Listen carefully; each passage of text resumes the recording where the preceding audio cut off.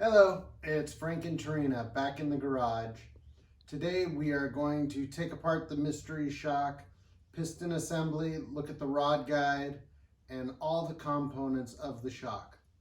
Try to decide whether we think they are well made or well designed. Here we go. We are going to start by loosening the tenon nut on the piston rod assembly. Some people use impacts to loosen and tighten the piston assemblies. I do not care for that because you can damage the piston, particularly when tightening. You also can damage the deflective discs, or shims as a lot of off-road guys call them. Give her the beans.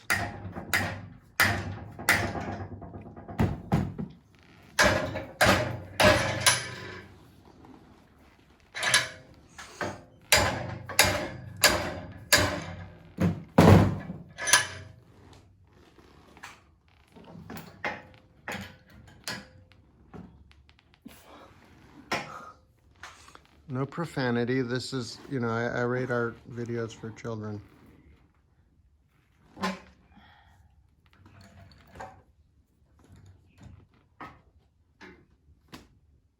Still spinning. Go, right? Yeah, you're turning the whole thing again. Yeah, I mean, it's completely spinning. All right. I'm about to violate one of my own rules and use an impact.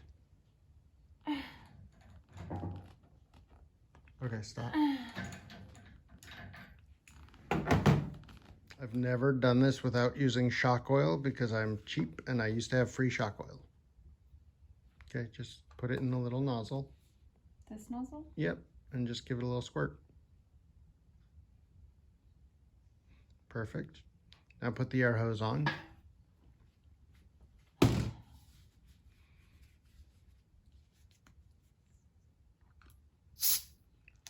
Push hard. Now let go of the, yep, now push hard.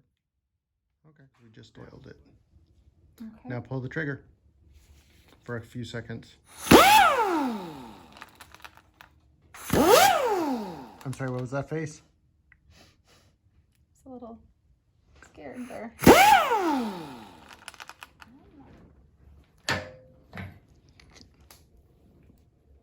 Go. Go. There you go. That was easy. Is it? And you're done. I Was that we don't use the air pressure tools very much more often. Because I'm an old timer. I use hand tools. Ugh, where'd the nut go? It's in there. Just tap it on something and it'll fall out. Oh, there it is. Okay. Now we will take apart the piston assembly. So start with the nut, then the top stack. Make sure you don't. Go ahead. Take all those as one piece if you can.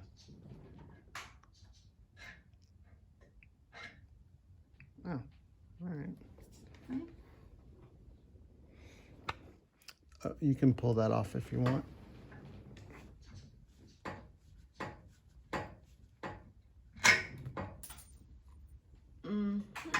That was weird. There was a washer somewhere. Okay, now put the washer that was under the nut. Let's go across instead of down. Okay, now the next washer, just the one washer. The next washer. The next washer. Now we'll make another row with the next washer and the next washer. There's 3 of them there.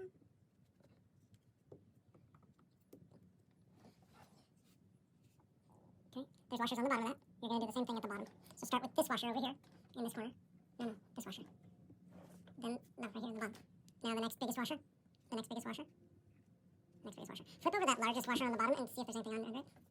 Yeah, there's a couple in there. I'm like, that is a weird stack.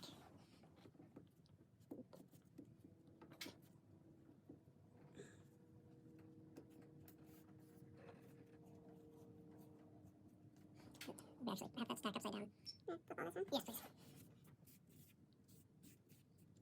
Okay, let me see the piston assembly. I want to see how much metal is in it. And debris. Here, you take the camera for a second. Put it right here, please. I see a lot of metal. Little shavings and debris in here. I don't know if we're going to be able to see it on camera because it's just a weird ass seal. It's like a long flat seal. I've never seen anything like it. It's not a K seal, it's not a step seal. I don't know what the hell that is. And there's lots of metal in there again. Okay. Put the piston assembly over and spray it in the road yard. And just wipe and then flip and then wipe. You can be more aggressive with wiping it on the towel. Yep.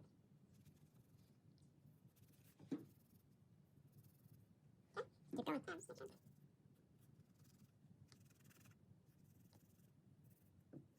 Hey, he's clean.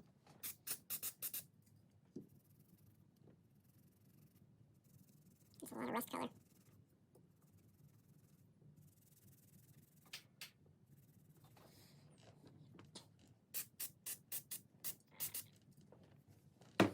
Whenever working with a shock, assuming we were going to put this back together, you want everything spotless inside. So you want all the little discs to be clean before you put it back together. This is not going back together to run right now, so I'm not too worried about it.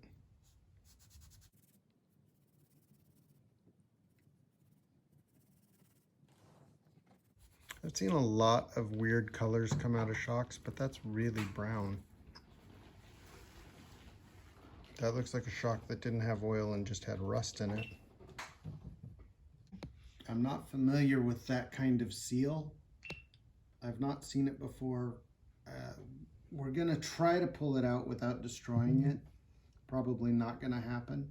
There doesn't seem to be a lip on the seal. And most dynamic seals that I have used have a lip to,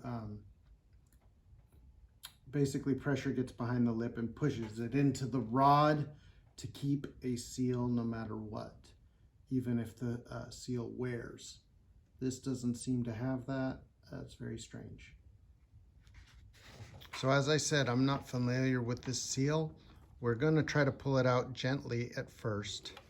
Just see if you can wedge that seal puller between the seal and the aluminum. Are we talking here or down here? I would start at the top. It's probably easier to get in there. Is it this whole black piece that's Yeah, right here, that whole thick piece? Yeah, that's the whole seal. Okay. So we're just trying to get him out. We're trying to get him out. Can you get underneath him? I know we can do it with a pick, but we'll destroy the seal.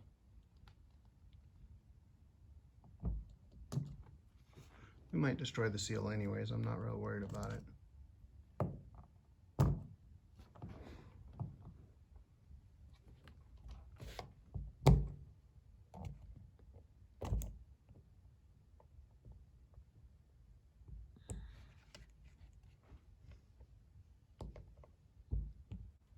Okay, go get your pick set and we'll try that.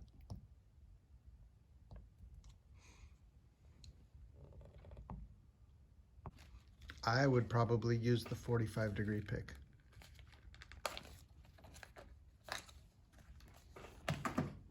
And although it's not the preferred way to do it, you can kind of just stab it.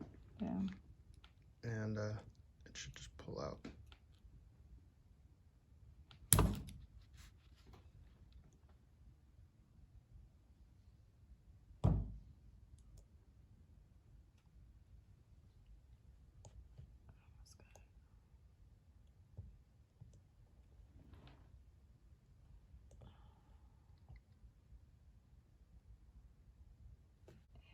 Oh, there you go.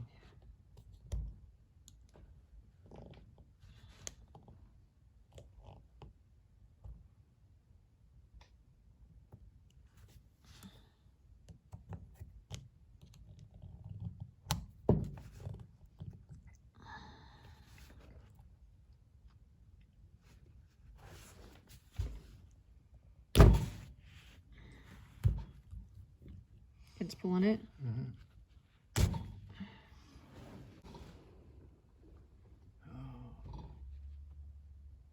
Weird. It is a U-cup. It does have a O-ring preloader in this side. We'll pull that out. See that little O-ring right there? I want you to stab him and pull him out. Only ever seen one with that smooth bore after tons of miles, and it was a urethane cup. That is weird. I'm not familiar with that one. So I was wrong, it is a U-cup.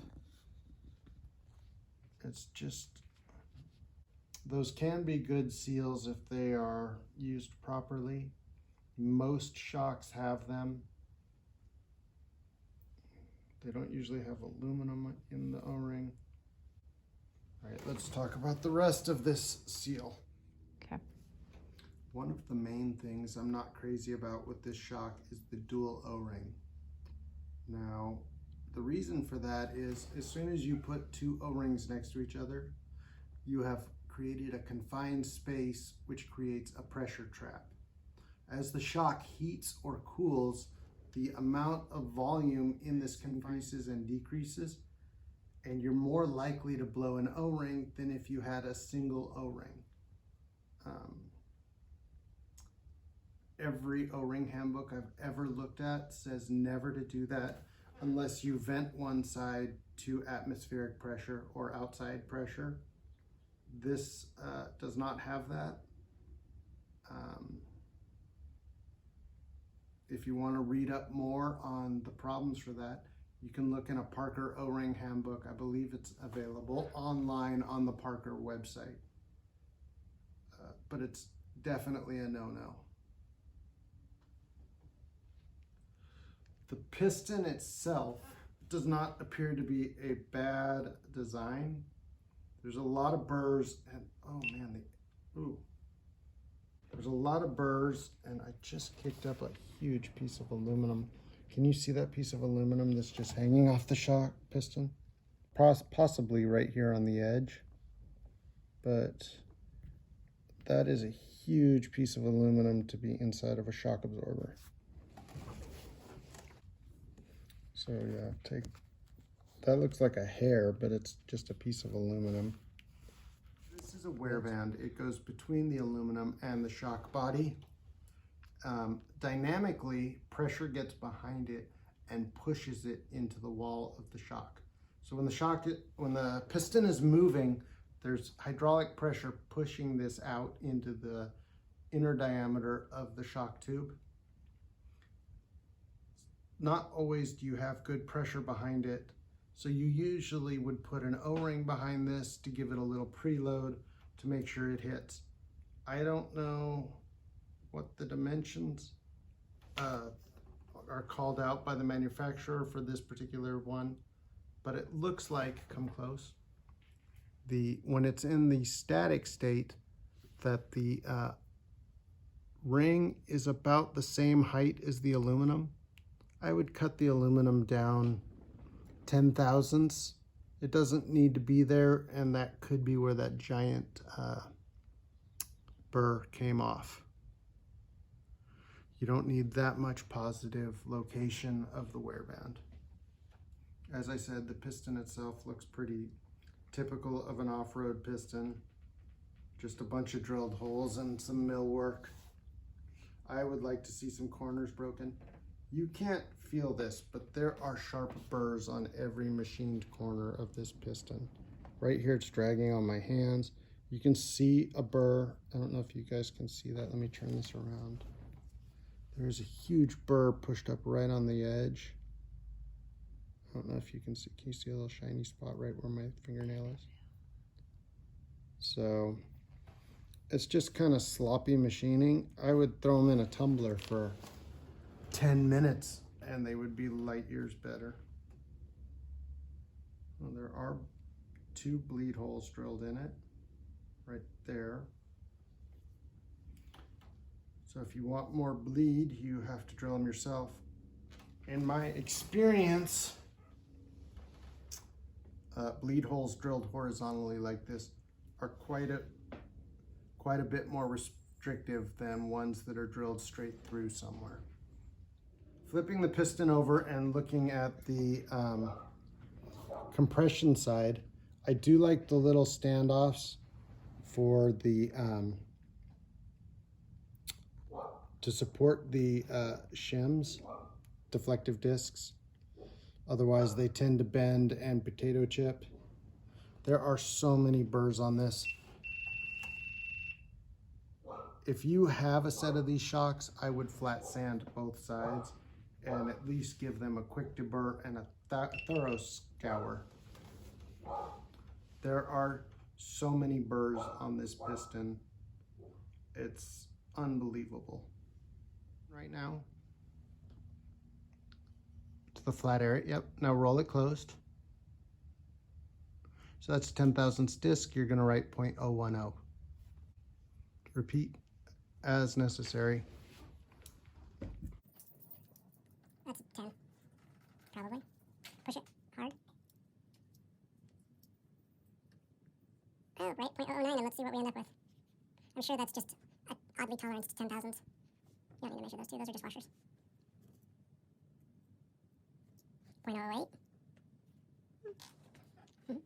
Keep pushing on. Push with your finger. Okay, 0.008.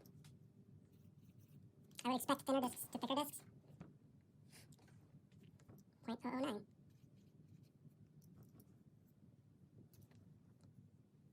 0.010.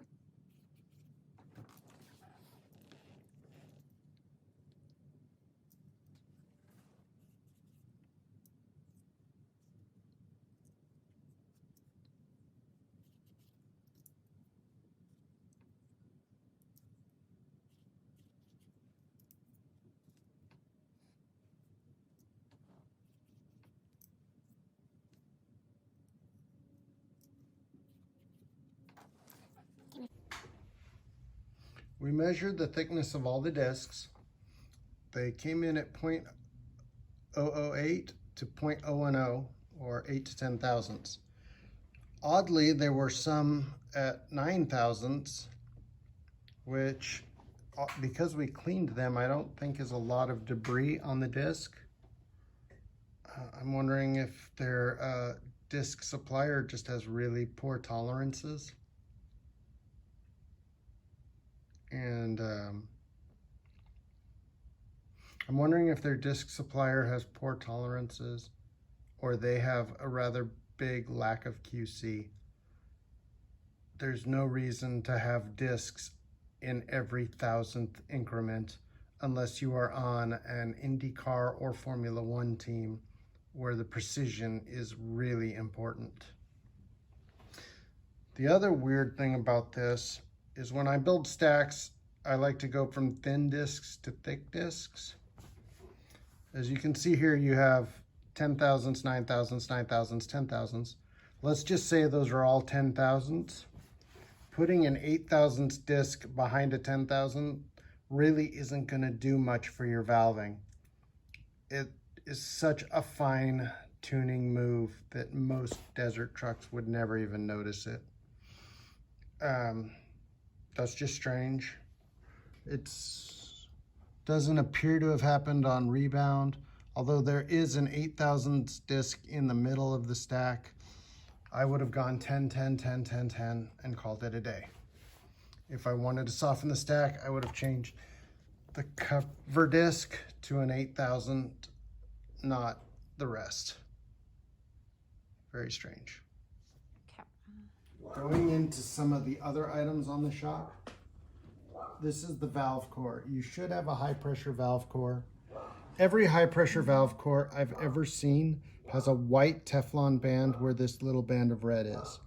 It's my belief that this is just a low pressure core, not really worth using in a shock absorber. Will probably leak out faster. Usually the low pressure cores are either red or green. I don't believe this is a quality core for an off-road shock.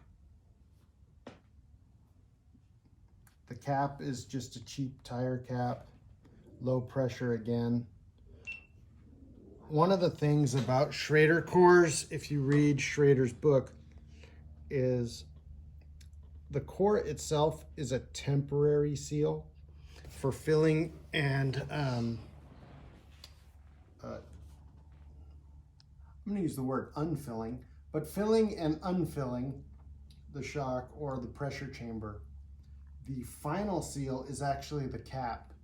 if you really want a good high pressure seal on your shock, you should use the yellow Schrader caps. They're $1.60 way back when I used to build shocks. There are more, but they actually are the sealing entity of a shock once you have it pressurized.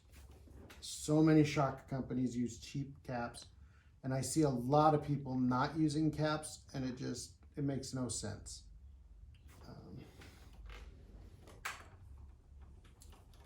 Lastly, the bearing inserts on this shock. They have a 9/16 monoball. I'm sure that's to save a little bit of money over the industry standard 5/8, but that gives you a 30 thousandths wall right here. Every single one of these inserts has been deformed, and most of them are stuck in the shock because whoever put this vehicle together didn't torque them appropriately. But doubling this wall thickness would improve its durability and ease of use, or using a higher quality material, something like chromoly or stainless. But I'm sure that bites into their trying to be the low-cost kings. One of the curious things about this shock assembly is there was no top-out washer, commonly known as a rate plate. Basically the first thing that the seal head hits when you go into full extension. All there was is this small little washer right here. That's pretty uncommon. Usually you would have a heat-treated or thick, heavy, large diameter washer there. There doesn't appear to be anything in this one. As you guys can see, there is no top-out washer or rate plate. That's very strange. I'm gonna look in my collection of pistons and see if I can show you what it should look like. This large, heavy diameter washer is what I'm talking about. I believe this piston assembly is from a Bilstein 7100 or something like that. The snap ring grooves, oh, wow. That is sharp. The snap ring grooves don't appear to be cut in a very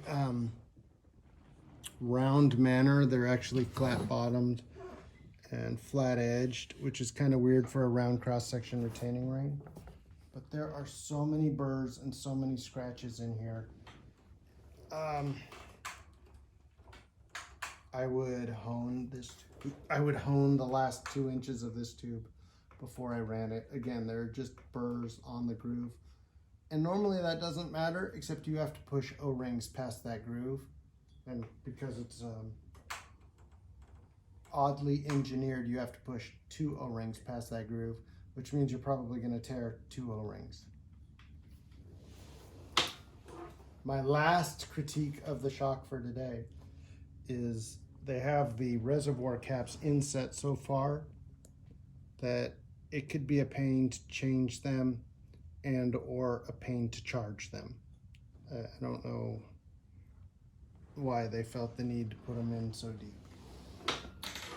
Anyways, that's kind of what I think about this shock. If you have any comments or questions, feel free to leave them below. We will check them. I am going to double check these shims with my manual calipers because the digital calipers are brand new for another project I had, and I thought they would be easier for Terina to read. So we're going to use my old crusty Mitutoyos and see if the thicknesses come out the same. But other than that, any questions and we will take them. Any comments from behind the camera? None. All right, thanks guys, have a great day. See you next time. Okay, now we're gonna measure the thickness of a couple of the weird 9/1000 ones and see what they are. 9/1000.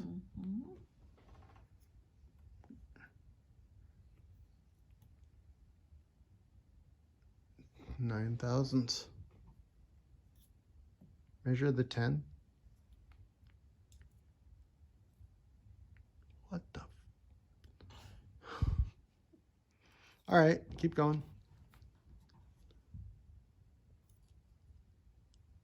move that in more. You want it on the flat part. Yeah, there you go. 9th. All right. Measure one of the 8s just for fun. All right.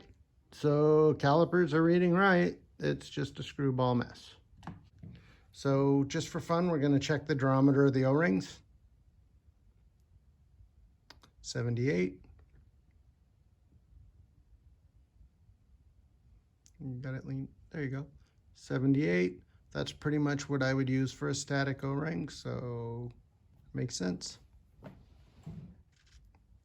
Just stab it in right there. Yeah. You can set it on the table if you don't want to hold it, so it's more stable. Push it in flat. 92. Nah, that's about right. Okay. A little bit harder, but it sees dynamic sealing. That works. Hi guys. We're just cleaning up right now, and I pushed the piston assembly into the body, and between the burrs on the outside of the piston assembly and the burrs inside the tube, it was quite a close fit. That probably explains where our giant piece of aluminum got shaved off in the shock. The tolerances are just too tight on the OD of the piston to the ID of the shock body, particularly when you have burrs. All right, guys, thanks.